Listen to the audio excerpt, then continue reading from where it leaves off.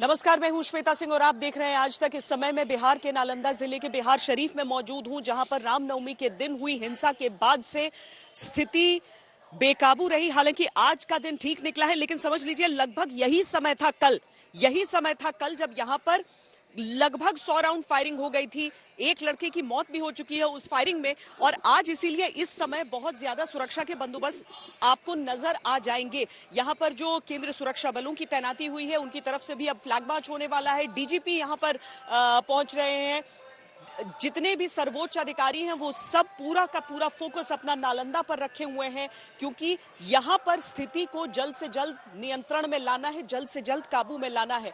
शाम को भी यहां पर फ्लैग मार्च देखा गया था। जो इंडिविजुअल थाने हैं उनकी तरफ से भी फ्लैग मार्च हुआ था, और रैपिड एक्शन फोर्स की एक कंपनी जिसे आज ड्यूटी पर लगाया गया था, उसने भी फ्लैग मार्च किया था। लेकिन अब चूंकि बहुत सारे सवाल भी उठ रहे हैं और स्थिति जो है वो आज का दिन बहुत ज्यादा, आज की ये रात बहुत ज्यादा महत्वपूर्ण रहेगी कि स्थिति नियंत्रण में है या नहीं, ये स्पष्ट करने के लिए। इसीलिए डीजीपी का दौरा नालंदा जिले का, और साथ में रह कर कुछ देर में इस समय खासकर 8 बजे रात के बाद से फ्लैग मार्च हर इलाके में। आप यहां पर भी वो तमाम सायरन सुन सकते हैं, गाड़ियों की आवाजाही सुन सकते हैं। जो मेरे आगे पीछे बिहार पुलिस की टीमें हैं, साथ में केंद्रीय सुरक्षा बलों की टीमें हैं, वज्र वाहन नजर आते हैं। ये सब लगातार पूरे इलाके में गश्त लगा रहे हैं। ये देखिए, आपको जो वज्र वाहन है जो रैपिड एक्शन फोर्स के साथ चलता है यहाँ पर, ये टीम आगे हर एक इलाके में, हर एक गली में जाकर अभी फ्लैग मार्च कर रही है। और डीजीपी का दौरा भी नालंदा जिले का है। आज हम आपको पूरी असलियत, पूरी हकीकत, पूरी सच्चाई बिहार शरीफ के दंगों की दिखाते हैं। हिंसा में सुलगे बिहार के 2 शहर, कहीं आगजनी हुई, कहीं पत्थरबाजी। ये पूरा जो खाक हुआ इलाका, जहां से आप धुआं भी उठता कुछ हिस्सों से देख लेंगे, उधर खासकर मोजेनगर दिखाएं आपको, तो वहां पर आपको धुआं उठता हुआ भी अभी भी दिख जाएगा। आग भी लपट जो है धधक जाती है थोड़ी थोड़ी देर में। तो कमोवेश स्थिति ऐसी ही है। गोलीबारी, बमबारी, 2 दिन बना रहा उपद्रवियों का आतंक। रामनवमी से जारी हिंसा किसकी साजिश? ये कोई नेचुरल चीज नहीं है, ये जरूर कोई इधर उधर किया है नेचुरल, बिना मतलब का जानबूझकर। शोभा यात्रा पर चलाए गए नफरत के पत्थर, रची गई समाज में माहौल बिगाड़ने की साजिश। अभी तक बिहार शरीफ में जो कुछ चल रहा था, जिस तरीके से स्थिति नियंत्रण से बाहर हो रही थी, उसमें बहुत जरूरत महसूस हो रही थी केंद्रीय सुरक्षा बलों की। और ऐसे में रैपिड एक्शन फोर्स के जवानों का यहाँ पर आना लोगों के लिए एक बहुत भरोसा बढ़ाने वाला कदम है। यहाँ पर आप रैपिड एक्शन फोर्स के जवानों को, जिसमें जो महिला फोर्स है वो भी है और पुरुष जो जवान है वो भी हैं, ये सब उन गलियों में भी घुस रहे हैं जहां पर संकरी गलियां बताई जाती हैं, और बहुत ज्यादा सुरक्षा बल अभी तक वहां पर प्रवेश नहीं कर रहे। आखिर कौन है ये उपद्रवी? कौन है जो बिहार को सुलगा रहा है? वर्तमान में पूरे राज्य में विधि व्यवस्था की स्थिति पूरी तरह से नियंत्रण में है। सासाराम और बिहार शरीफ में जो कुछ घटनाएं हुई, उनमें अभी तक कुल 109 व्यक्ति जो इन कांडों में संलिप्त पाए गए हैं, उनकी गिरफ्तारी हो चुकी है। और लगातार हम उन लोगों की पहचान करके गिरफ्तारी का कार्यक्रम जारी रखेंगे। सवाल बड़ा है और इस पर सुलग रही है सियासत। मैंने सुबह गवर्नर साहब को फोन किया तो लल्लन सिंह जी बुरा मान गए कि आप क्यों बिहार की चिंता करते हो। अरे भाई, मैं देश का गृह मंत्री हूं, बिहार की कानून और व्यवस्था भी ये देश का एक हिस्सा है। आप नहीं संभाल सकते, इसलिए हम चिंता कर रहे हैं। सवाल उठ रहा है नीतीश सरकार की नीति और सरकार की नीयत पर। कौन सी तीसरी शक्ति है? अगर तीसरी शक्ति नालंदा में है, इसकी सूचना इनको नहीं है, तो मैं तो समझता हूं दुर्भाग्यपूर्ण है, इनको रिजाइन कर देना। हालात को काबू में रखने के लिए सीएम बैठक कर रहे हैं, उपद्रवियों पर कार्रवाई का निर्देश दे रहे हैं। पिछले 2 दिनों से डिस्टरबेंस है और पूरे दिन शांति रहती है, शाम को कुछ घटनाएं होती हैं जिसमें र्यूमर मॉन्गरिंग बहुत बड़ा हिस्सा होता है। तो हम लोग आज आश्वस्त हम लोगों ने तैयारी की है और हम लोग होप कर रहे हैं कि आज दिक्कत नहीं हो। कुछ लोग पक्षपात के आरोप लगा रहे हैं प्रशासन और पुलिस पर कि एक इलाके में हो रही है गश्त, दूसरे में नहीं हो रही है। नहीं, इलाके देख के हम लोग कोई कार्रवाई नहीं कर रहे हैं। हम लोगों ने फुटेज निकाला है सीसीटीवी का, वीडियो कैमरा जितने लगे थे, ड्रोन कैमरा लगे थे और उसी के आधार पर कार्रवाई हो रही है। गिरफ्तारियां हुई हैं? 80 के लगभग गिरफ्तारियां हुई हैं अभी तक। आखिर कौन है जो बिहार को हिंसा की आग में झोंक रहा है? यहाँ पर इन घोड़ों को खास बुलाया गया है।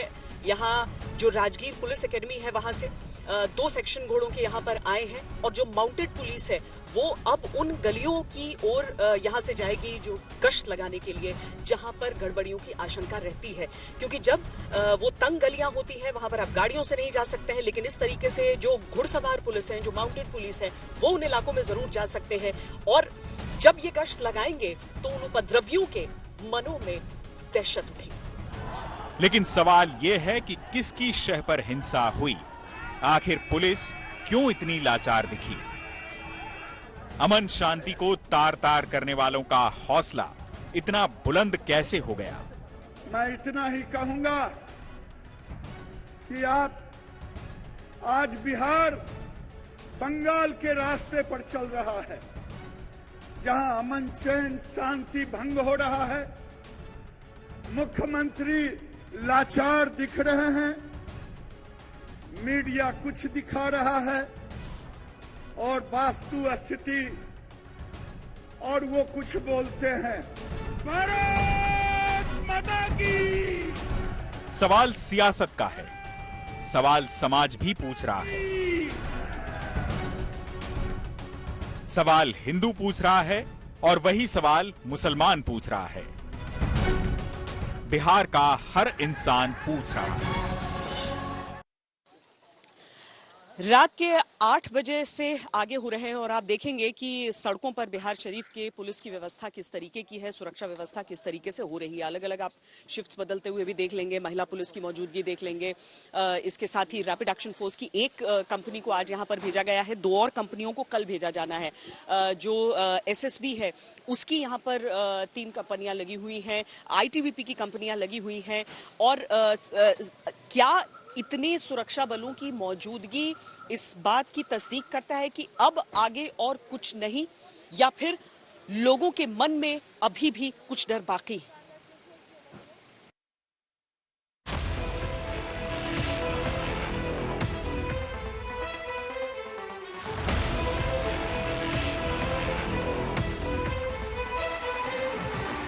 बिहार शरीफ में अब हालात सामान्य हो रहे हैं, लेकिन प्रशासन के सामने बड़ी चुनौती ये है कि अब कहीं से हिंसा न भड़के। इसलिए यहाँ के चप्पे चप्पे पर सुरक्षा बल तैनात हैं और फ्लैग मार्च की तैयारी है।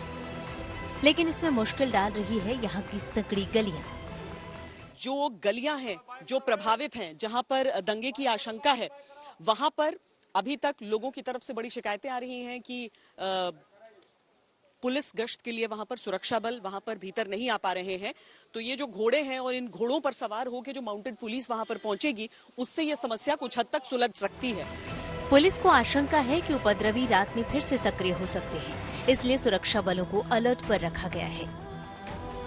कि जो इंडिविजुअल थाने हैं वहां से फ्लैग मार्च के लिए छोटी टुकड़ियां निकलेंगी। अब सीधी सी बात है कि जहां पर आपको आशंका है कि कुछ गलत हो सकता है, वहां पर फ्लैग मार्च जैसी चीजों से बहुत ज्यादा असर पड़ता है उपद्रवियों के मनोबल पर खबर ये मिल रही है, ये जानकारी दी जा रही है यहाँ पर कि रात के समय अगर कुछ उपद्रव होता है तो उसके बाद इन सब का प्रयोग किया जाएगा। प्रशासन की तैयारी तो है, लेकिन हिंसा में पीड़ित लोग आरोप लगा रहे हैं कि प्रशासन के एक्शन में पक्षपात हो रहा है। एक इलाके में कार्रवाई हो रही है लेकिन दूसरे इलाके में नहीं। लोग पक्षपात के आरोप लगा रहे हैं प्रशासन और पुलिस पर कि एक इलाके में हो रही है गश्त, दूसरे में नहीं हो रही है। नहीं, इलाके देख के हम लोग कोई कार्रवाई नहीं कर रहे हैं। हम लोगों ने फुटेज निकाला है सीसीटीवी का, वीडियो कैमरा जितने लगे थे, ड्रोन कैमरा लगे थे और उसी के आधार पर कार्रवाई हो रही है। गिरफ्तारियां हुई हैं?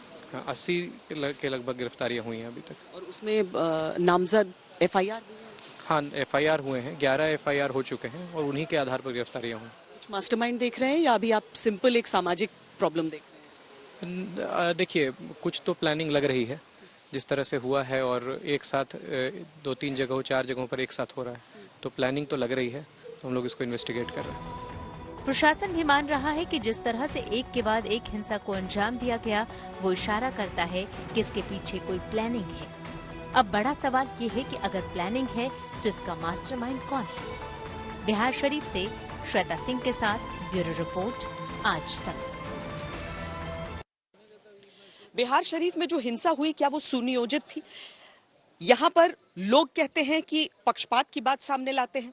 वो कहते हैं कि केवल एक समुदाय पर क्यों इसका सीधा असर देखने के लिए मिला। ये सारी चीजें, ये सारे सवाल जो उठाए जा रहे हैं, उसमें कितनी हकीकत है? क्या वाकई साजिश का ये एंगल इतना बड़ा है?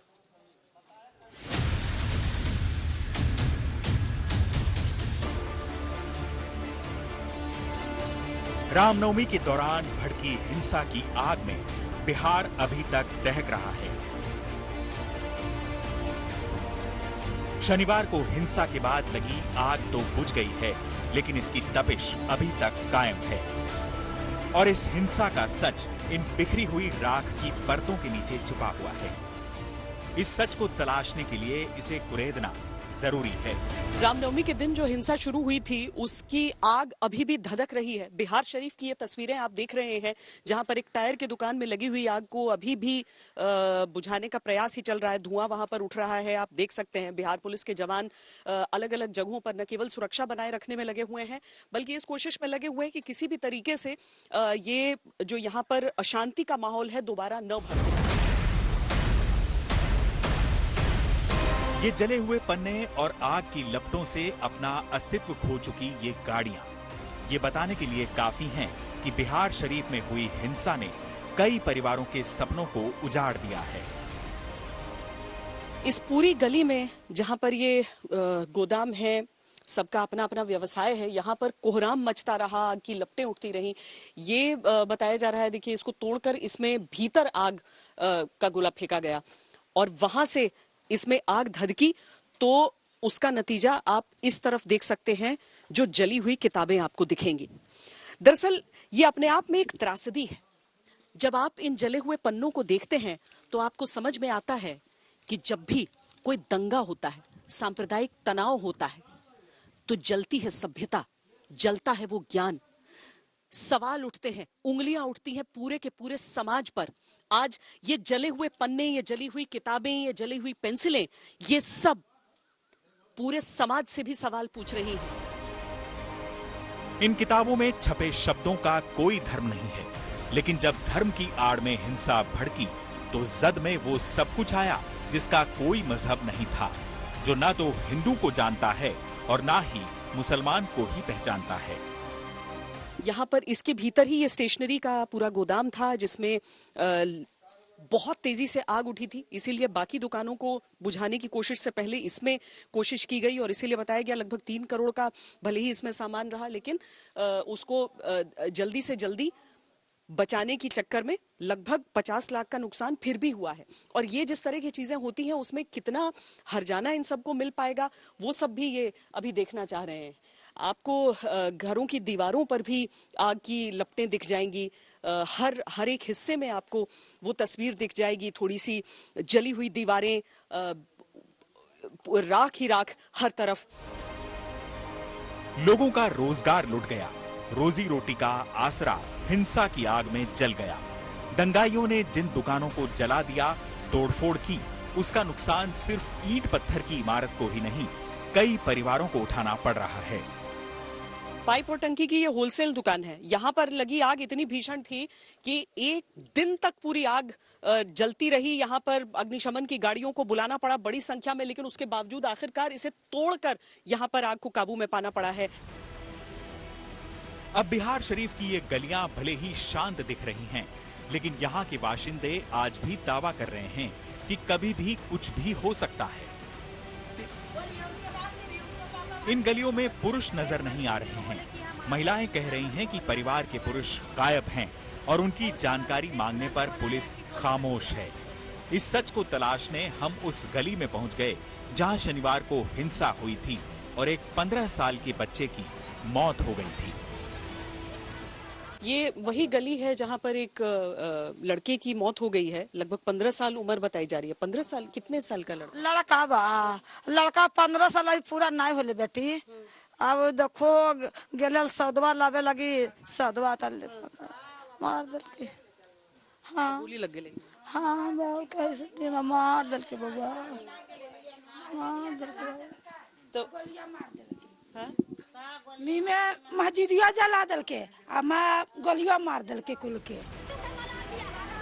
इन लोगों के चेहरों पर गुस्सा है और आंखों में सवाल कि आखिर सुशासन कहां है।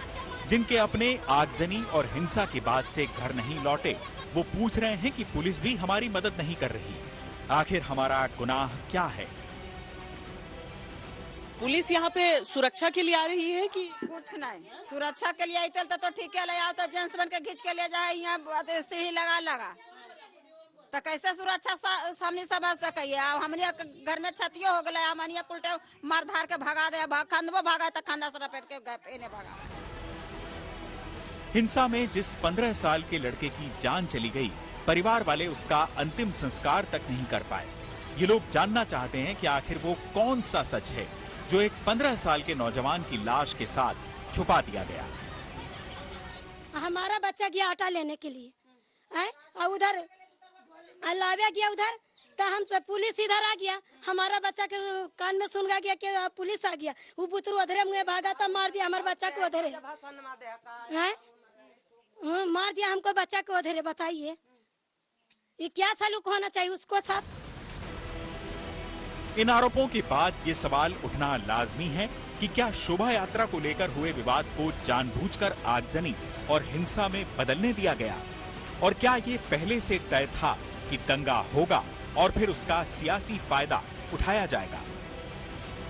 एक तरफ कार्रवाई करेगा, नहीं आप दोनों तरफ का, आप प्रशासन है तो दोनों तरफ कार्रवाई कीजिए। तो एक तरफ आप घर में ढुकाइएगा, एक तरफ रोड पर घुराइएगा, तो दोनों तरफ कार्रवाई नहीं कर रहा है।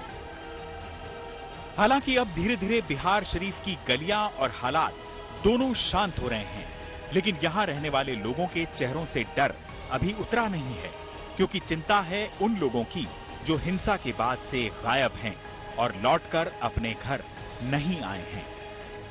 सुरक्षा के एहसास को लेकर सबको बहुत चिंता है कि पुलिस की कार्रवाई अव्वल, और दूसरा ये कि अब वो सब अकेले यहाँ पर अपना ख्याल रखने के लिए और प्रतीक्षा करने के लिए अपने घर वालों के वापस लौटने के लिए। श्वेता सिंह, बिहार शरीफ, आज तक।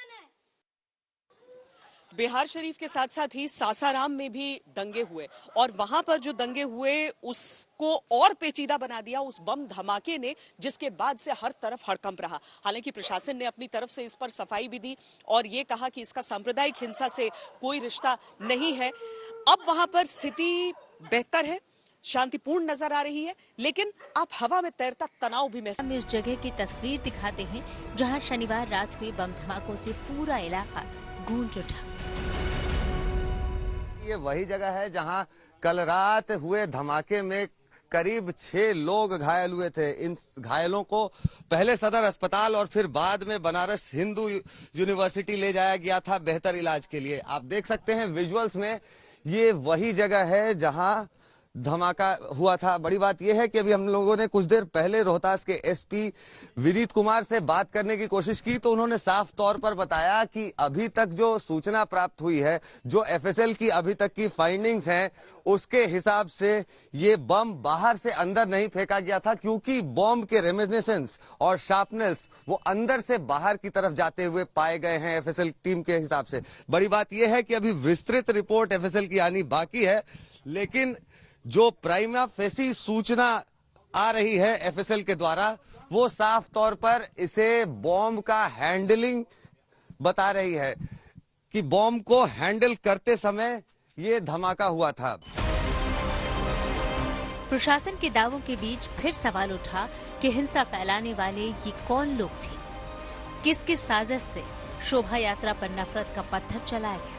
किसकी साजिश से बिहार के 2 जिलों में हिंसा को भड़काया गया? सासाराम में बारूदी धमाका कर माहौल को और गरमाया गया। हालांकि पुलिस बम धमाके को किसी तरह के हिंसा से जोड़ने से इनकार कर रही है। इन धमाकों को महज हादसा बता रही है। अरेस्टिंग अब तक 32 के करीब अरेस्टिंग हुई है और जब हम लोग बात कर रहे हैं उस समय भी हम लोग टीम बना के छापेमारियां करवा रहे हैं। जो भी हम लोग को इस समय पे वीडियो वायरल्स हुए हैं, सीसीटीवी फुटेज हैं, इस सभी का हम लोग सत्यापन करते हुए गिरफ्तारियां हम लोग करवा रहे हैं।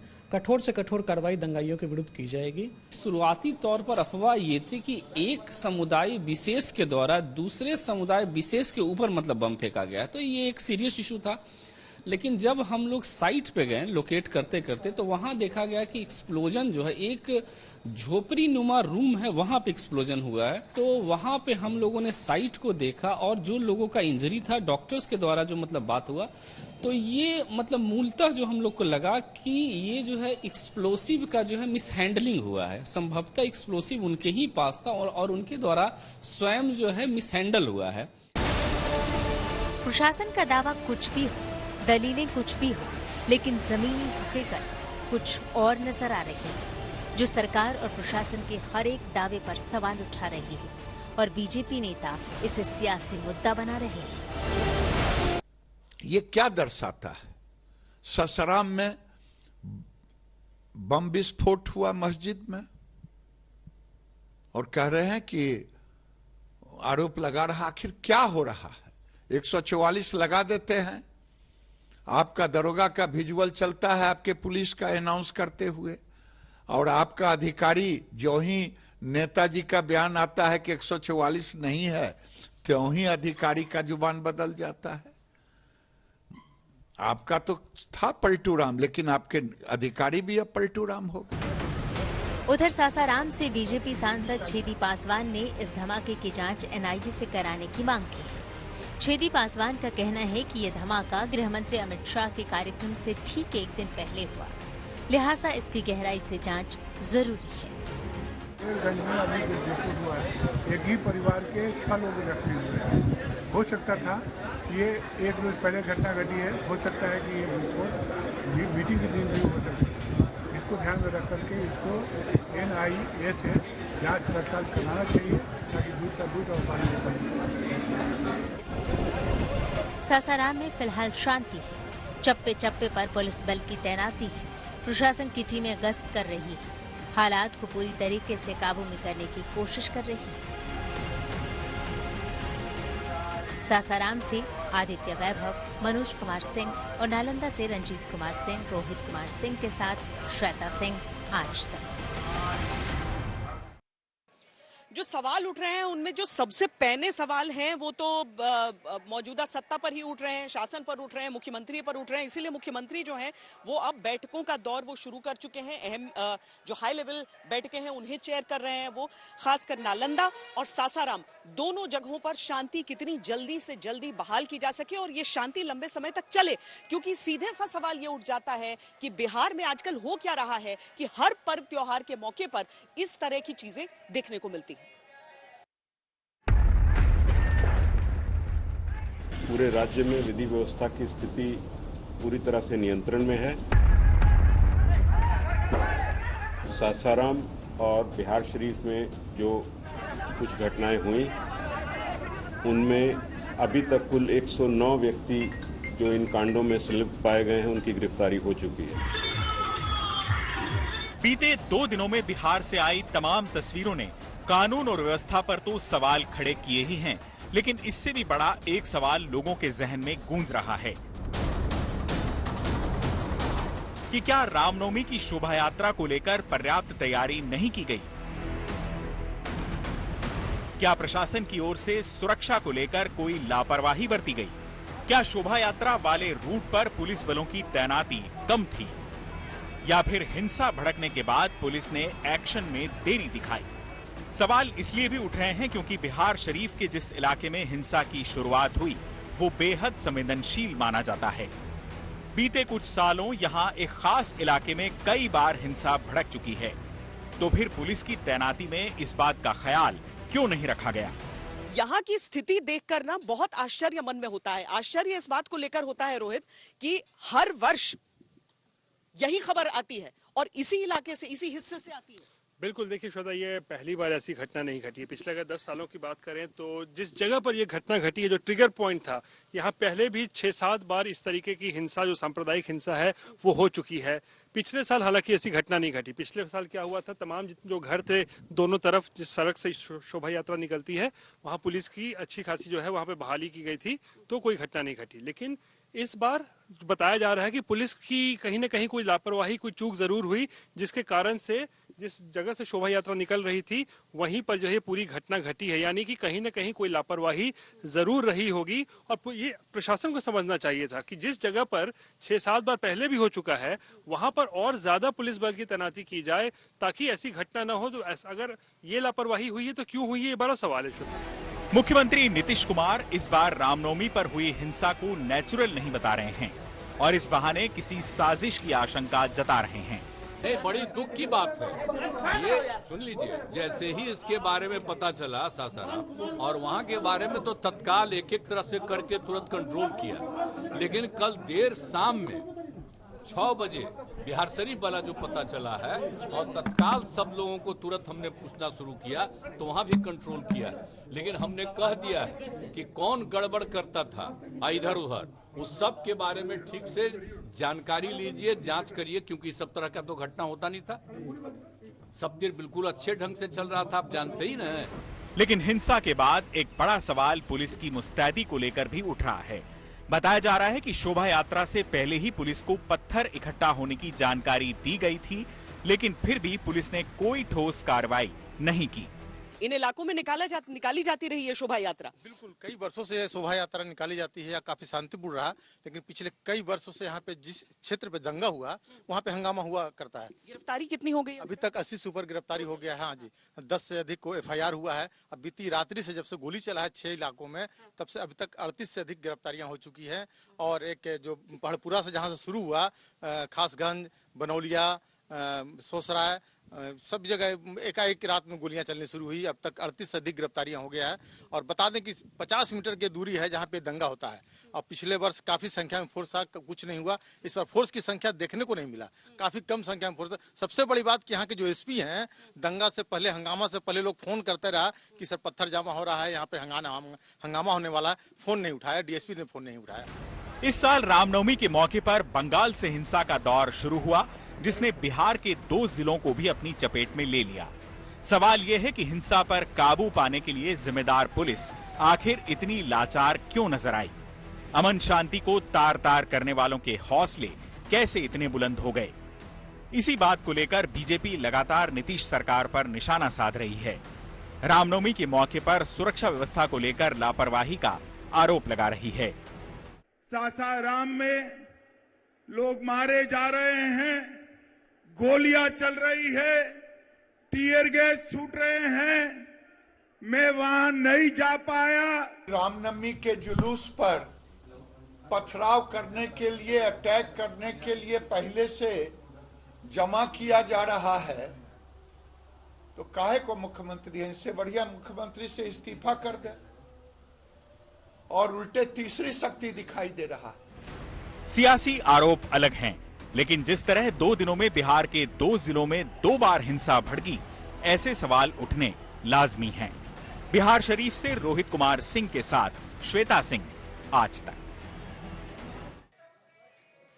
आज केंद्रीय गृह मंत्री अमित शाह भी बिहार के दौरे पर थे। हालांकि जो उनका ओरिजिनल दौरा था उसमें उन्हें सासाराम भी जाना था, पटना में भी SSB के एक फंक्शन में जाना था, लेकिन वो सारी चीजें रद्द हुई क्योंकि यहाँ भी सेक्शन 144 लगा हुआ है। अमित शाह यहाँ तो नहीं आए, लेकिन यहाँ से कुछ दूरी पर नवादा वो जरूर पहुंचे और नवादा में उन्होंने बिहार सरकार को, गठबंधन सरकार को जमकर खरी खोटी सुनाई।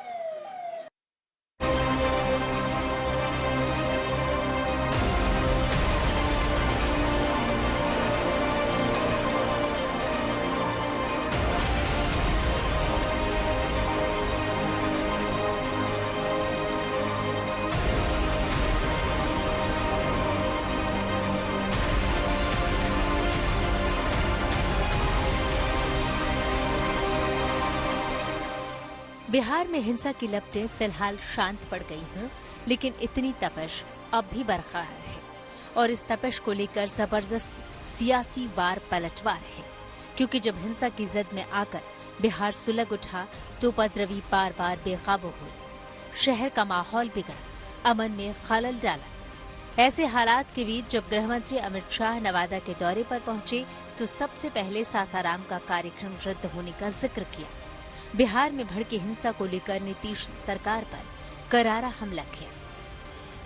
सुबह में जो सासाराम जाना था, महान सम्राट अशोक की जन्म जयंती के निमित्त एक बहुत बड़ा सम्मेलन रखा था, मगर दुर्भाग्यपूर्ण स्थिति हुई।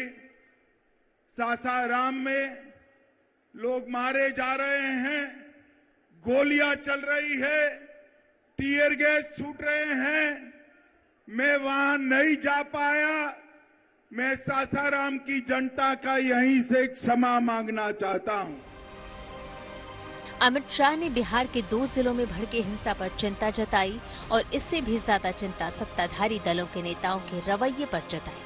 अमित शाह ने बिहार के हालात को लेकर राज्यपाल से अपनी बातचीत के बारे में बताया। बिहार सरकार की नीति और नीयत पर सवाल उठाए।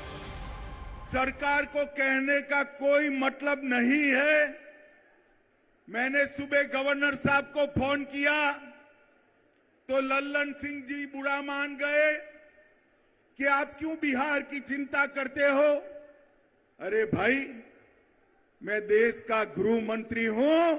बिहार की कानून और व्यवस्था भी ये देश का एक हिस्सा है। आप नहीं संभाल सकते, इसलिए हम चिंता कर रहे हैं। बिहार में कानून व्यवस्था पर सवाल उठे तो खुद गृहमंत्री अमित शाह ने राज्यपाल से बात की।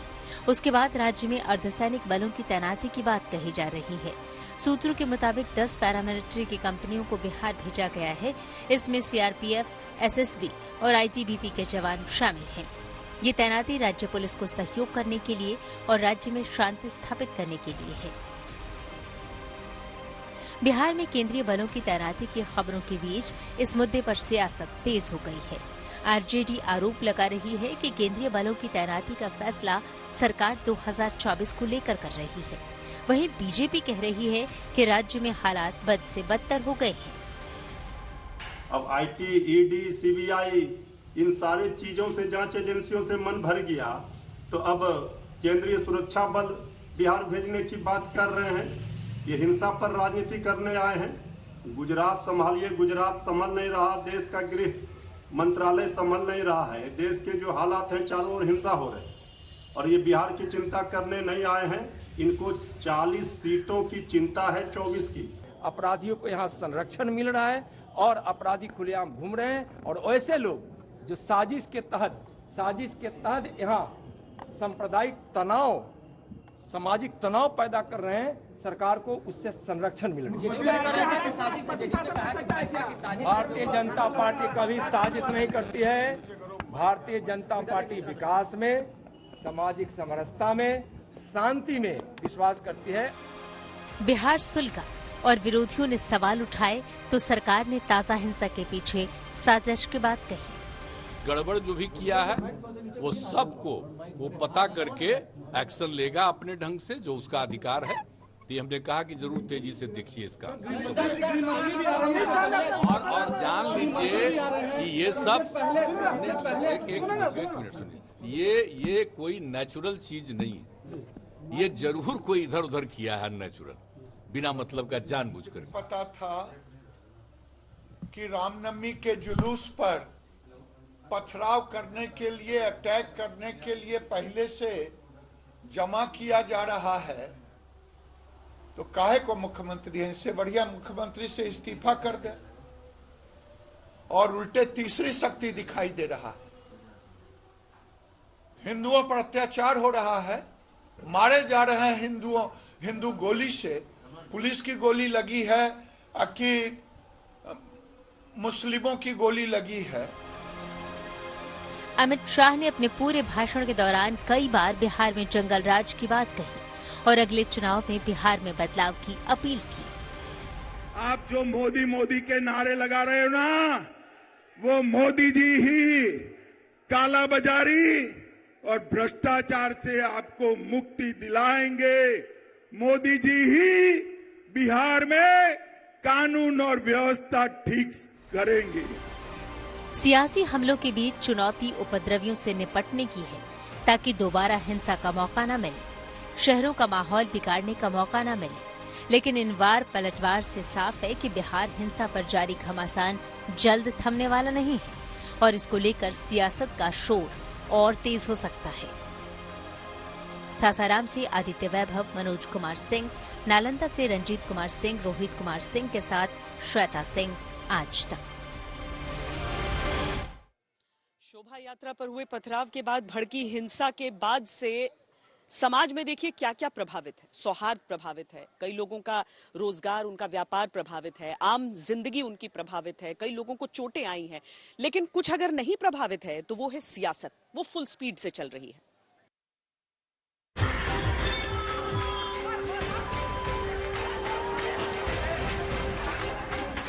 बंगाल तो गजवाए हिंद के तुष्टीकरण पर है, ये भी उसकी राह पकड़ रही है।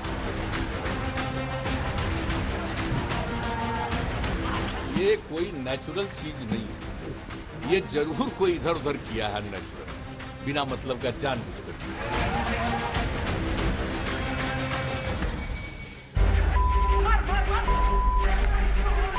बिहार के 2 जिलों में हिंसा सुलग रही है।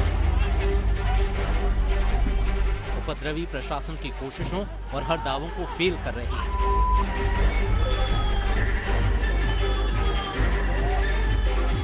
और हिंसा की मार के बीच सियासी हमले भी तेज हो रहे हैं, क्योंकि बिहार शरीफ और सासाराम के हालात को लेकर मुख्यमंत्री नीतीश कुमार सीधे बीजेपी के निशाने पर हैं। बीजेपी नेता नीतीश कुमार से तीखे सवाल कर रहे हैं। हिंसा के लिए नीतीश कुमार की तुष्टीकरण वाली नीति को जिम्मेदार ठहरा रहे हैं। कानून व्यवस्था जिस तरह से बिहार की चरमराई है, जंगल राज आया है, जैसे लालू राज था वैसे जंगल राज तब भी था, और अब तेजस्वी यादव और नीतीश कुमार के चलते जो जंगल राज आया है, वो दुर्भाग्य है कि बिहार एक बार फिर खराब परिस्थिति की ओर जा रहा है। बिहार की सरकार बंगाल के रास्ते पर चल रही है।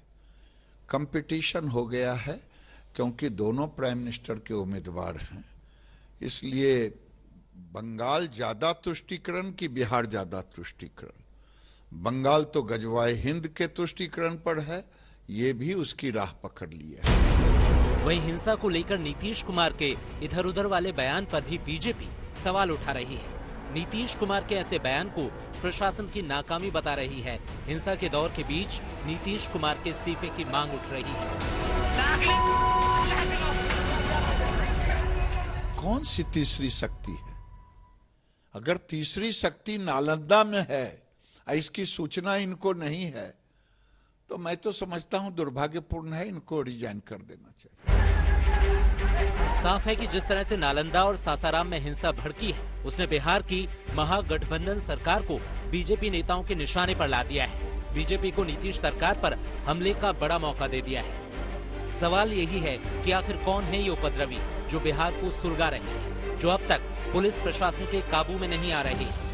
जनता को तो सुरक्षा दे नहीं पा रहे हैं।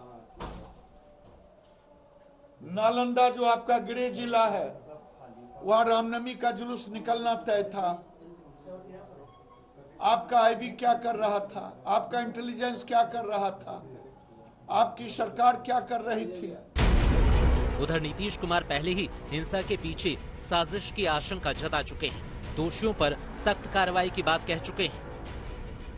हमने कह दिया है कि कौन गड़बड़ करता था इधर उधर, उस सब के बारे में ठीक से जानकारी लीजिए, जांच करिए, क्योंकि सब तरह का तो घटना होता नहीं था। कोई गड़बड़ जो भी किया है वो सबको वो पता करके एक्शन लेगा अपने ढंग से, जो उसका अधिकार है। तो हमने कहा कि जरूर तेजी से देखिए इसका,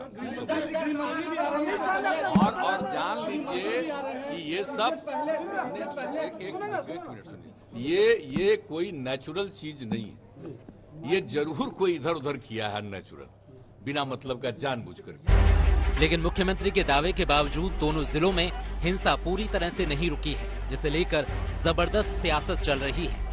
देखिएगा जिस प्रकार से देश उन्नति कर रहा है, उन्नति की धारा के अंदर बिहार के अंदर हम विकास लाना चाहते हैं।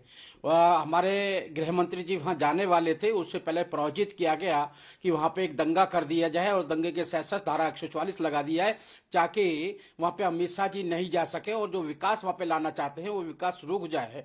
और खासकर हिंदुओं को मारा जा रहा है वहां पर और मुसलमानों को पक्का वोट अपना बनाने के बाद ये काम किया जा रहा है। भारतीय जनता पार्टी जब जब चुनाव नजदीक आता है वो इसी तरीके के हालात पूरे देश में पैदा करते हैं।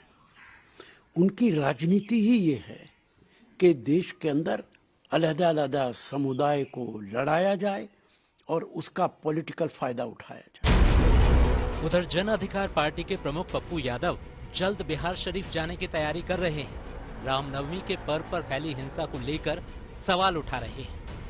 इतने नफरत के बीज बोए हैं 2024 के लिए, इतने दंगे सर, जहां पर 70-80%, 67% मुसलमान है, वहां पत्थर क्यों नहीं चली? किस दंगल में क्यों नहीं चले सर? अररिया में क्यों नहीं चले? पूर्णिया में क्यों नहीं चले? कटिहार में क्यों नहीं चले? हिंसा पर जारी सियासी वार पलटवार के बीच दोनों जिलों में तनाव बना हुआ है। धारा 144 लागू है, पुलिस बल तैनात हैं। डर कि नफरत की आग फिर से ना भड़क जाए, फिर से किसी को शहर का माहौल बिगाड़ने का मौका ना मिल जाए। सासाराम से आदित्य वैभव, मनोज कुमार सिंह और नालंदा से रंजीत कुमार सिंह, रोहित कुमार सिंह और श्वेता सिंह के साथ आज तक ब्यूरो। बिहार में जो कोशिशें चल रही हैं वो हम आपको दिखा रहे हैं और यही कारण है कि कम से कम कल रात की हिंसा के बाद से शांति यहां पर अपेक्षाकृत देखने के लिए मिली है। लेकिन बंगाल में ऐसा नहीं हो रहा है। बंगाल में रामनवमी के दिन जो आग लगी, हिंसा की आग लगी, उसके बाद से लगातार वहां पर हिंसा चल रही है। आज भी इस तरह की वारदातें हुई, यहां तक कि भारतीय जनता पार्टी के एक विधायक इस में घायल भी हो गए। दोनों तरफ से आरोपों की बौछार हो रही है, यानी टीएमसी और भारतीय जनता पार्टी दोनों तरफ से एक दूसरे पर आरोप लगाए जा रहे हैं।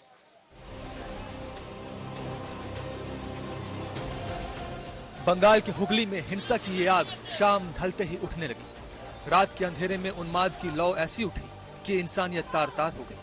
आज तक से खास बातचीत में पश्चिम बंगाल के बीजेपी प्रदेश अध्यक्ष सुकांता मजूमदार ने ममता सरकार पर निशाना साधा। पुलिस को पूरी तरीके से ममता बनर्जी से इंस्ट्रक्शन था कि कुछ नहीं करना है, जैसे चल रहा है चलने दो, हिंदुओं को मार खाने दो, रामनवमी का जुलूस ध्वस्त होने दो।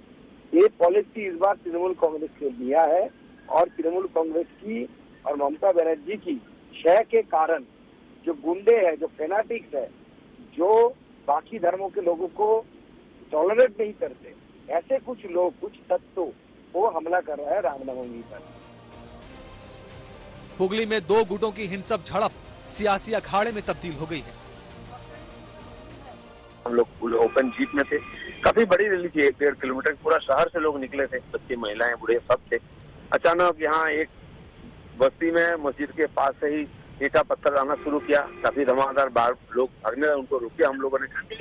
फिर उनको संभालने के बाद फिर ईटा पत्थर आया, पुलिस भी हमारी तरफ ही टीयर गैस फेंकने लगी, बम के भी आवाज आई, मेरे गाड़ी के सामने आया। बीजेपी का दावा है कि हावड़ा के बाद श्रीरामपुर में भी हिंदू त्योहार के दौरान हिंसा हुई है। बीजेपी आईटी सेल के प्रमुख अमित मालवीय के मुताबिक हावड़ा के बाद श्रीरामपुर जल रहा है। रामनवमी शोभा यात्रा पर हमला हुआ। सिर्फ रामनवमी ही नहीं, दूसरे हिंदू त्योहार के दौरान मुस्लिम उपद्रवी हमले करते हैं। लक्ष्मी पूजा के दौरान भी कोलकाता के खिद्दरपुर, मोमिनपुर में दलित परिवारों को निशाना बनाया गया। बंगाल में रामनवमी पर हिंसा को लेकर आज सुबह से माहौल गर्म था।